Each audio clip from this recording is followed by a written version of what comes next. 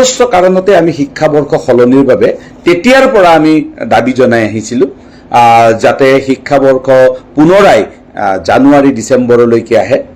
আৰু যোৱাকালি 11 জুন তাৰিখে সংবাদ মাধ্যমৰ সৈতে হোৱা এটা সাক্ষাৎকাৰত সন্মিলনীৰ তৰফৰ পৰা আমি উপস্থাপন কৰিছিলোঁ যে ৰাজ্য চৰকাৰে পুনৰ এই বিষয়টো বিবেচনা কৰিব লাগে, কাৰণ এইটো উদাহৰণ আগতেও আছে। প্ৰায় সম্ভৱতঃ 2007-08 চন মানত হ'ব, মই একজেক্টলি চনটো মনত নাই, ৰাজ্য চৰকাৰে এবাৰ শিক্ষাবৰ্ষ সলনি কৰিছিল, কিন্তু পৰৱৰ্তী সময়ত পুনৰাই শিক্ষাবৰ্ষটো জানুৱাৰী ডিচেম্বৰলৈকে আনিছিল। একেধৰণে পৰিস্থিতিগত কাৰণত যি কাৰণতেই নহওক কিয়, যি চিন্তাৰেই নহওক কিয়, যি মতামতৰ ভিত্তিতেই নহওক কিয়, ৰাজ্য চৰকাৰৰ শিক্ষা বিভাগে জানুৱাৰী ডিচেম্বৰৰ পৰিৱৰ্তে এপ্ৰিল মাৰ্চ যি শিক্ষাবৰ্ষ নিৰ্ধাৰণ কৰিলে, সেয়া ছাত্ৰ ছাত্ৰী, শিক্ষক শিক্ষয়িত্ৰী আৰু শৈক্ষিক দিশৰ প্ৰকৃতাৰ্থত উত্তৰণৰ স্বাৰ্থত ইয়াক পুনৰাই জানুৱাৰী ডিচেম্বৰলৈকে আনিব লাগে।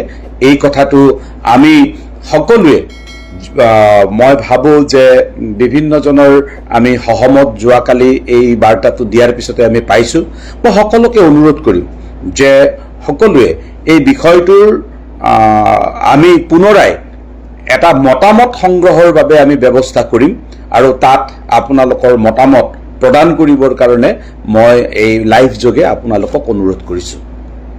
দ্বিতীয় প্ৰসংগটো হ'ল যে আমি SRDত যিসকল শিক্ষক নিযুক্ত হৈছিল, এই নিযুক্তি পত্ৰখনত এটা সাংঘাতিক কথা উল্লেখ কৰা হৈছিল।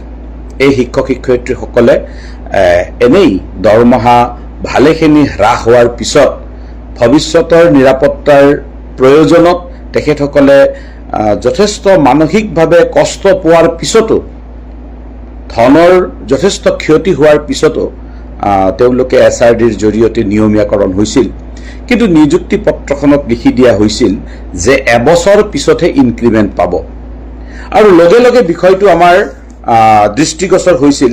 আৰু যোৱা 10 ছেপ্টেম্বৰ তাৰিখে মাননীয় শিক্ষামন্ত্ৰী ডাঙৰীয়ালৈ আমি এখন স্মাৰক পত্ৰ প্ৰদান কৰিছিলোঁ, যিখন স্মাৰক পত্ৰত আমি কৈছিলোঁ যে এই যিটো 11মহীয়া 12মহীয়া ইনক্ৰিমেণ্টৰ কাৰণে অপেক্ষাৰ সময় দিছে, সেইটো কমাব লাগে আৰু সেইটো 6 মাহলৈ কমাই দিব লাগে বুলি আমি শিক্ষামন্ত্ৰী ডাঙৰীয়াক অনুৰোধ জনাইছিলোঁ।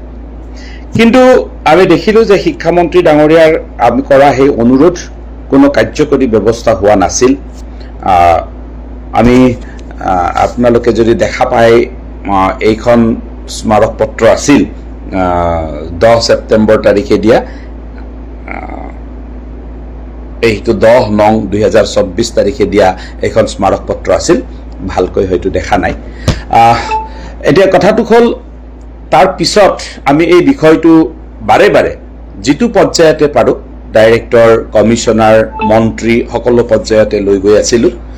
যোৱা 30 মে তাৰিখে আমাৰ মাননীয় মুখ্যমন্ত্ৰী মহোদয়ে আৰ্লি প্ৰসংগত এটা আলোচনাৰ বাবে শিক্ষক সংগঠনসমূহক আমন্ত্ৰণ কৰিছিল, আৰু সেইদিনাখন সুবিধাটো লৈ যদিও বিষয়টো অন্যান্য বিষয় আলোচনাৰ কাৰণে সুবিধা নাছিল, তথাপিও আমি SRDৰ শিক্ষকসকলৰ এই বিষয়টোক লৈ মুখ্যমন্ত্ৰী ডাঙৰীয়াক অনুৰোধ কৰিছিলোঁ যে যিহেতু এই শিক্ষক শিক্ষয়িত্ৰীসকলে 12 মাহ বুলি যদিও কৈছে, প্ৰকৃতাৰ্থত 22 মাহ অপেক্ষা কৰিবলগীয়া হ'ব, গতিকে এই সময়সীমাটো 10 মাহলৈকে হ্ৰাস কৰি দিবৰ কাৰণে আমি মুখ্যমন্ত্ৰী মহোদয়ক অনুৰোধ কৰিছিলোঁ। আৰু সেইদিনাই মুখ্যমন্ত্ৰী মহোদয়ে আমাৰ সন্মুখতে এই বিষয়টো তৎকালীনভাৱে সমাধান কৰিবলৈ বিষয়াসকলক নিৰ্দেশ প্ৰদান কৰিছিল।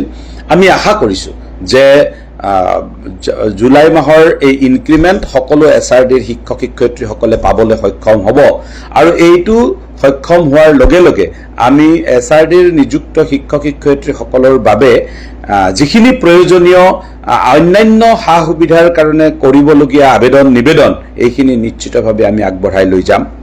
দ্বিতীয়তে, এই প্ৰসংগতে আমি সেইদিনাখনেই আমাৰ স্নাতক প্ৰশিক্ষণপ্ৰাপ্ত শিক্ষক শিক্ষয়িত্ৰীসকলৰ পৰা কাঢ়ি নিয়া 8,700 প্ৰসংগক আমি উপস্থাপন কৰিছিলোঁ পুনৰাই। মাননীয় মুখ্যমন্ত্ৰী মহোদয়ে পৃথকভাৱে এই গোটেই বিষয়টো আলোচনা কৰাৰ কাৰণে সহমত প্ৰকাশ কৰিছে আৰু আমি এটা কথাই স্পষ্টভাৱে মুখ্যমন্ত্ৰী মহোদয়ক জনাইছিলোঁ যে ভাৰতবৰ্ষৰ কোনো ৰাজ্যত এনেকুৱা নজিৰ নাই যে এবাৰ পোৱা দৰমহা কৰবাত কাটি লৈ যায়, এনেধৰণৰ নজিৰ নাই। গতিকে অসম চৰকাৰে কৰা এই নজিৰটো বন্ধ কৰিব লাগে আৰু 8,700 টকা ঘূৰাই দিব লাগে, যিহেতু ৰাজ্যৰ প্ৰাথমিক বিদ্যালয়ত শিক্ষক নিযুক্তিৰ ক্ষেত্ৰত হয় হায়াৰ ছেকেণ্ডাৰীত 50% অৰ গ্ৰেজুৱেট বুলি এপইণ্টমেণ্ট দি আছে। গতিকে যাতে কোনো কাৰণতে এই শিক্ষকসকলৰ প্ৰতি হোৱা অন্যায় এটা ইতিহাস হৈ ৰৈ নাযায়, তাৰ কাৰণে মুখ্যমন্ত্ৰী মহোদয়ক আমি অনুৰোধ কৰিছিলোঁ আৰু আমি মুখ্যমন্ত্ৰী মহোদয়ে প্ৰতিশ্ৰুতি দিয়াৰ ধৰণে অতি সোনকালে এই বিষয়তো এটা আলোচনা হ'ব বুলি আমি আশা প্ৰকাশ কৰিছোঁ। তাৰোপৰি আমি এই সমগ্ৰ বিষয়টো আদালতৰ মজিয়াত এতিয়াও কিন্তু এটা গোচৰাধীন বিষয় হিচাপে চলি আছে।